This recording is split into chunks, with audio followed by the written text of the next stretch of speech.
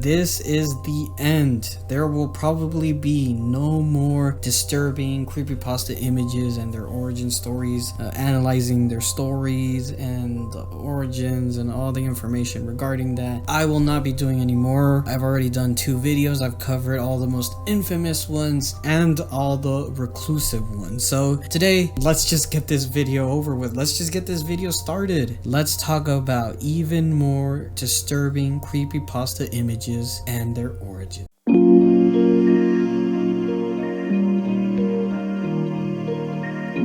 So we all use YouTube, you know? Right now you're using YouTube to watch this video, and ads in YouTube are an interesting beast. YouTube gets their money by ads.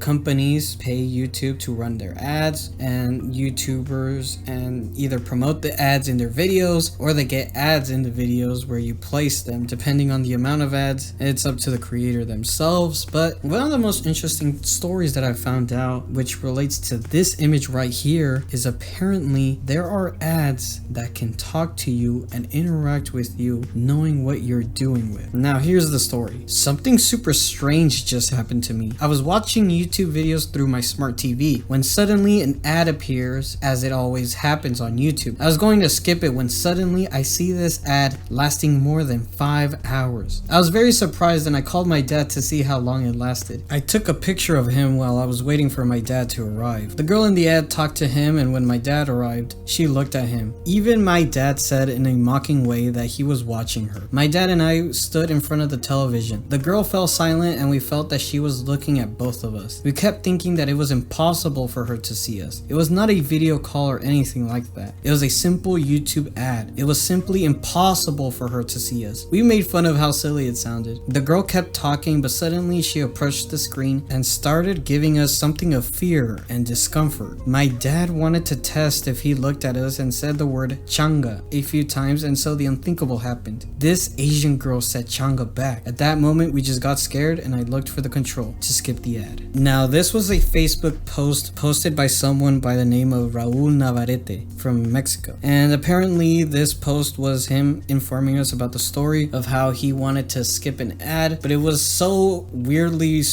long that he just decided to call his dad and talk about how weird it is that he got a long video. And while making fun of the ad, apparently the video was monitoring them, knowing their every move, and even being able to listen on what they're saying. With them saying the word changa and the Asian lady repeating the word back to them, scaring them and skipping the ad. Now, I was trying to get as much information as possible about where I could find this Asian lady from, and the closest I got was from this video right here. Yes, that's the only thing I got. The sad thing is, I don't even know if it's the same Asian lady. She is wearing the same pink shirt as you can see from her sleeves, but I still don't know if it's actually her. So I don't know if this lady was actually doing a vlog, if this was some sort of video call that was being edited. It maybe is the real thing. Now, YouTube ads are a whole different beast, as I said, and I don't know if videos that are being able to communicate with the user is available. I doubt that's even possible, but hey, who even knows? But yes, this is a creepypasta, and honestly, it's probably one of the best creepypastas out there. The story is very believable, very scary, and because of the information that we lack, I think it makes it even scarier. So I'm gonna have to give this creepypasta an 8 out of 10. Yep, an 8 out of 10 creepypasta in 2023.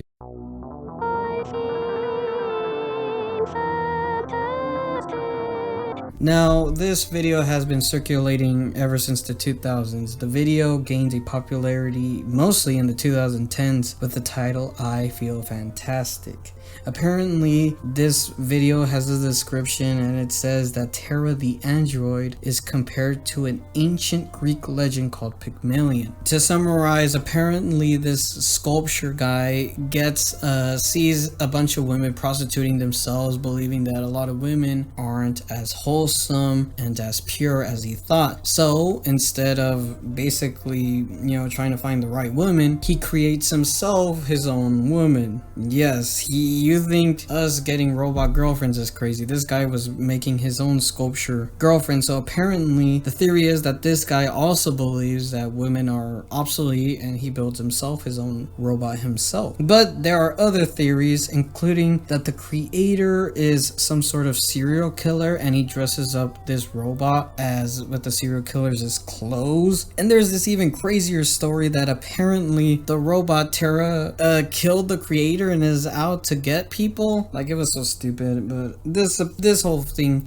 video got debunked a long time ago. The only reason I put it here is this video is very iconic and scarred me the first time I saw it, but now when I see it, I just see it as hilarious and stupid. But yes, this android known as Terra the android was created by John Bergeron. Apparently this is the first musical android that used synthetic vocals, so there you go, Hatsune Miku fans, you got beat by Terra the android. And you could see this guy has posted Terra's mixtape, so you can hear all of her music, not just I Feel Fantastic, but everything else. And I'm pretty sure you can try to get a DVD of Terra's mixtape. I don't know where you can find it. You can find it probably on the internet, eBay. I don't know why you would want that. Her music's kind of mid, but as a creepypasta itself, I'm gonna give it a 6 out of 10. It was a good creepypasta. The video itself is really good, really creepy, very scary for people who watch it for the first time. But once you get to know all the information surrounding Terra the android and it kind of being a meme now, it's not that scary.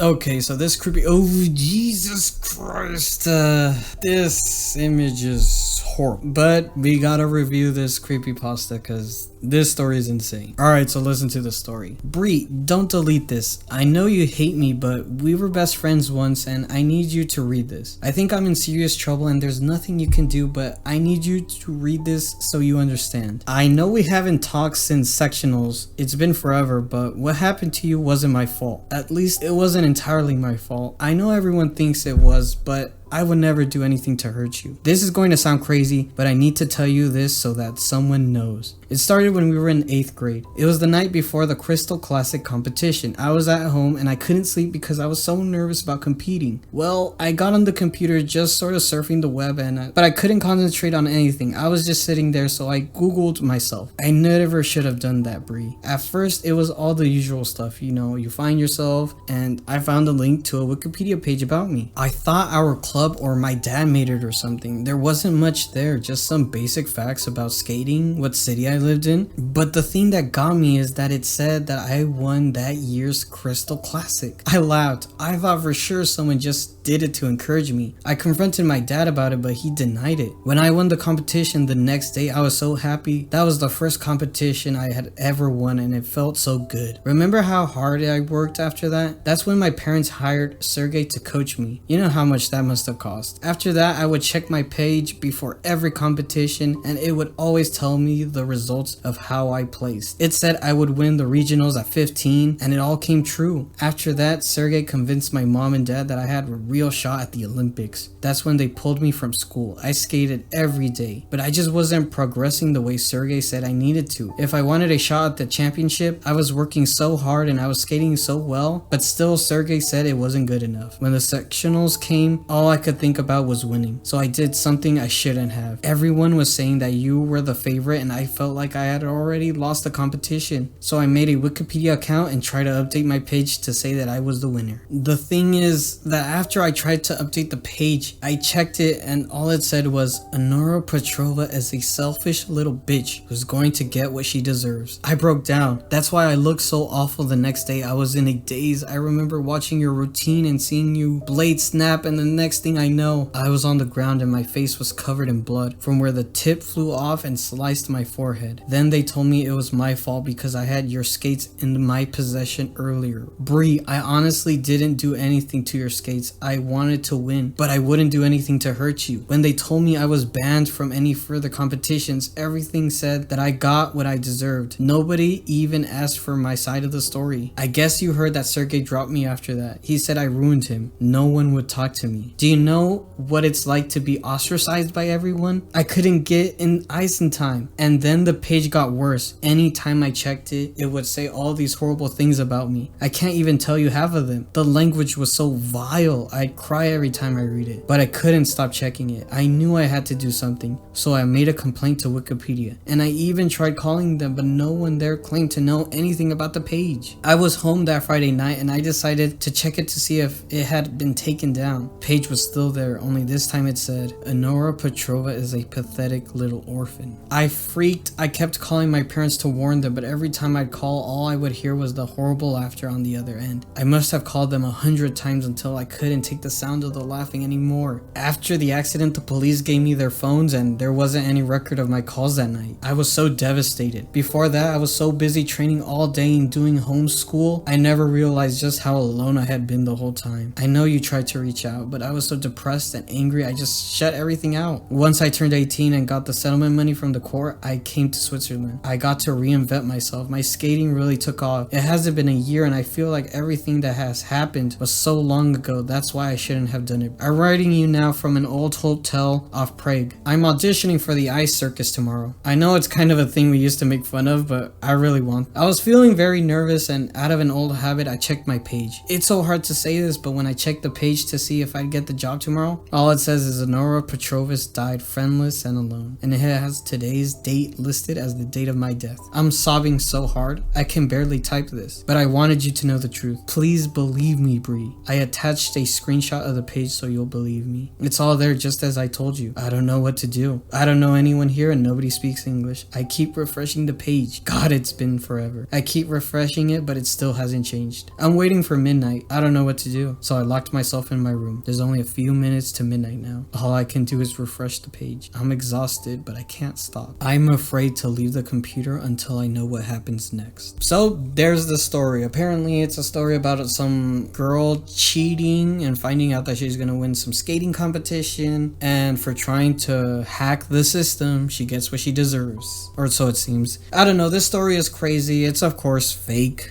Yeah, I'm not gonna really say, oh, this is a real thing. No, this story is inspired by actual girl ice skater by the name of Maria Petrova. And when it comes to this infamous image, well, good thing is apparently it's just an edited photo of the creator's wife. Apparently he got this footage from his wife's webcam, and all he did was, I guess, make it scarier. And well, there you go. That's the gist of the story. This guy created a creepypasta, and he got the image from his wife and edited it to look all scary and stuff. I'm gonna have to give this creepypasta a 7 out of 10. It's a really good story. It's really interesting. It's a little long for me. I don't know how long it is for me to read it and how long it was for you guys to listen to it, but it was pretty good. I like the realism of it, but at the same time, it was kind of unbelievable. You know, the parents died and she would get all this misfortune. I don't know. And also, how does Wikipedia and her life correlate? I don't know, it's weird. It's a creepypasta, what do you expect? The image is the creator's wife. That's all you need to know.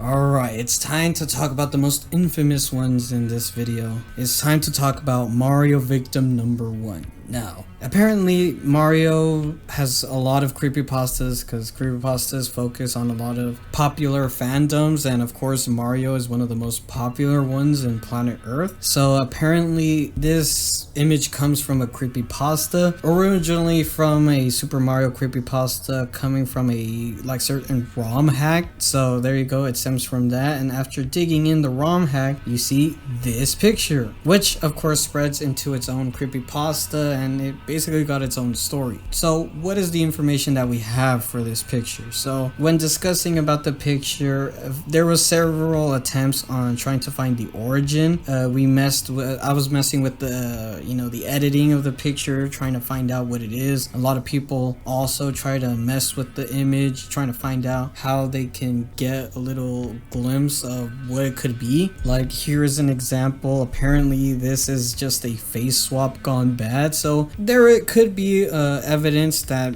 Mario Victim number 1 was just a bad edit. But the thing is, where did this bad edit come from? A lot of people speculated that it was like another version of Jeff the Killer, and that maybe it's just another unused version of it. A lot of people think Victim number 1 is just like this animatronic Michael Jackson. A lot of people think it was The Grudge, Bloody Mary, and a lot of people even think it was Alyssa Bustamante, which was responsible from a murder from back in the day. So yeah, a lot of people have been just coming up with theories trying to find out where did this image came from. But the search did reach an interesting part where a Reddit user who posted something that is now deleted said that the Mario Victim number 1 kind of looks like this infamous picture of Jeremy Clarkson in the series Top Gear from Britain, and that caused a lot of people to agree that maybe that's where the image came from. And that was, for the most part,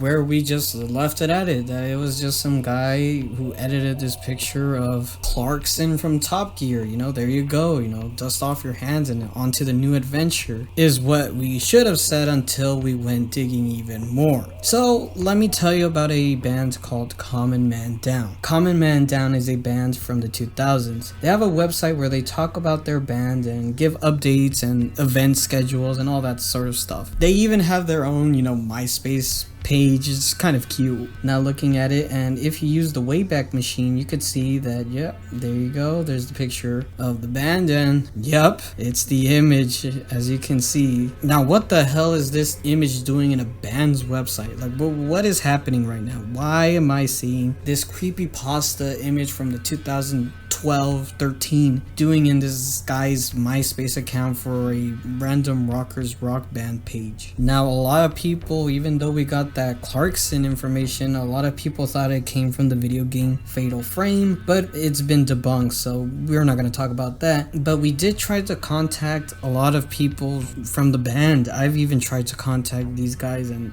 they just left me on red, just like all the other girls. And well, when trying to contact these guys, a lot of people just come up with other theories of what the original picture could be. Until this day, no one knows what this image might be. All we know is that this might have been a publicity stunt for CMB, and maybe they used it to troll 4chan and all these other websites. Who knows? I tried so hard to find out what Mario Victim number 1's image is, and if channels like Blame It on Jorge and Nexpo can't find out what it truly is, what do I have? What can I do? So I don't have the insight, so I don't know. As for the creepypasta, it's a 4 out of 10. It's just some dumb creepypasta about Mario, but the image itself and the story is really interesting. I would suggest going on to Reddit and maybe you can find it yourself. Get better luck than what I got.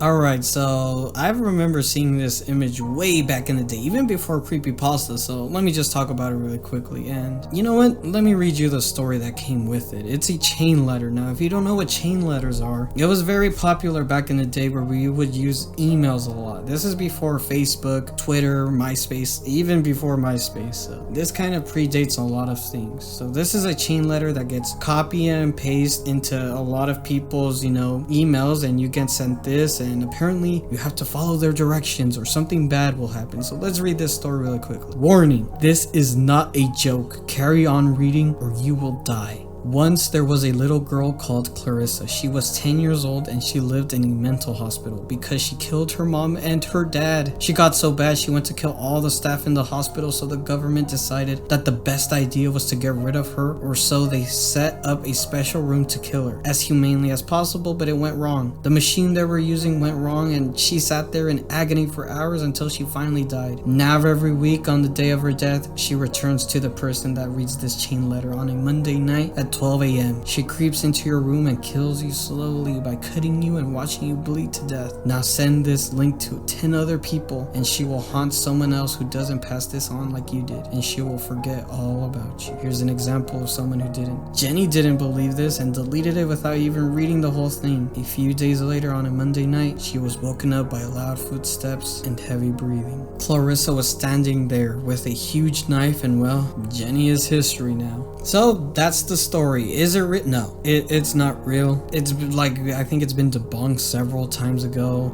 This image is just a edited photo of some girl. You know, there's really not much to this this picture. It's just an edited picture of a girl smiling. I guess I'm gonna have to rank this story, and I give this story a 3 out of 10. That's putting it lightly, right? Right?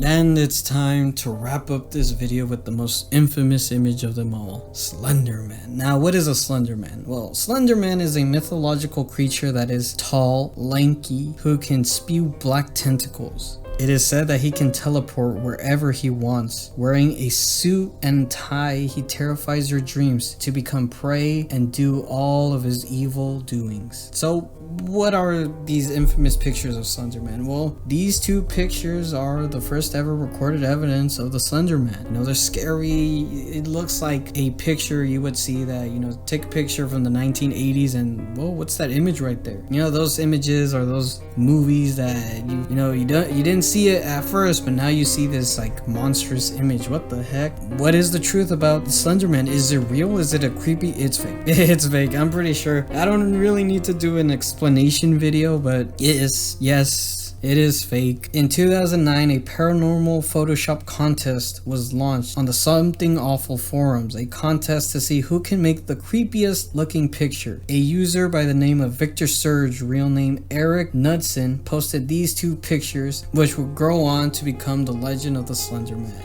And there you go. That's I guess if you want me to give a rating for the Slenderman story, I give it a 5 out of 10. For its time, it was really good, but you know, nowadays it just doesn't do it for me. If you want more information about the Slenderman, because I kind of half-assed it, go to this where I talked about the history of Creepypasta, and there I go in depth about Slenderman, the contributions it gave to not just Creepypasta but the internet, the Slenderman game, the Slenderman stabbings, the movie even. I talk about that and even more. So go on and enjoy that video after this one, and well, I think it's time to say goodbye. So that's pretty much the end. Thank you guys for watching. Follow the YouTube commandments, and I'll see you guys later. Goodbye.